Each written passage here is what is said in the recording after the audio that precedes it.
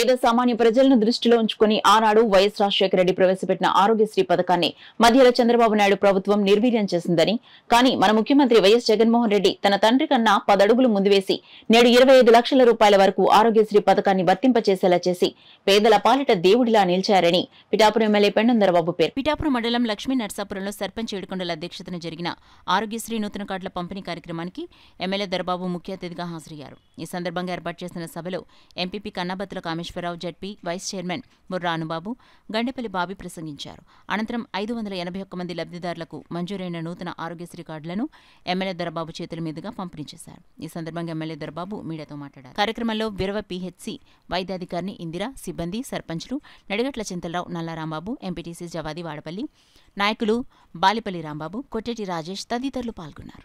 మళ్ళా ఈరోజు ఆ పథకాన్ని తెలుగుదేశం పార్టీ తొంగలా తొక్కినా కూడా మళ్ళా జగన్మోహన్ రెడ్డి గారు ముఖ్యమంత్రి కాగానే 500 ఆరోగ్య సేవల్ని ఇంకా 3000 వరకు పెంచి ఈ రోజున 5,25 లక్షల రూపాయల దాకా చేసి సామాన్యుడి గురించి ఆలోచన చేసినటువంటి విధానం మనసున్న మహారాజుగా ఈ రోజున జగన్మోహన్ రెడ్డి గారిని మనం చెప్పుకోవాల్సిన అవసరం ఉంది. అటువంటి ముఖ్యమంత్రి దగ్గర శాసనసభ్యుడిగా చేసినటువంటి మాకు మా ఎంపీపీలు కానీ, జడ్పీటీసీలు కానీ, సర్పంచులు కానీ నిజంగా మేము గర్వంగా ఫీల్ అవుతా ఉన్నాం.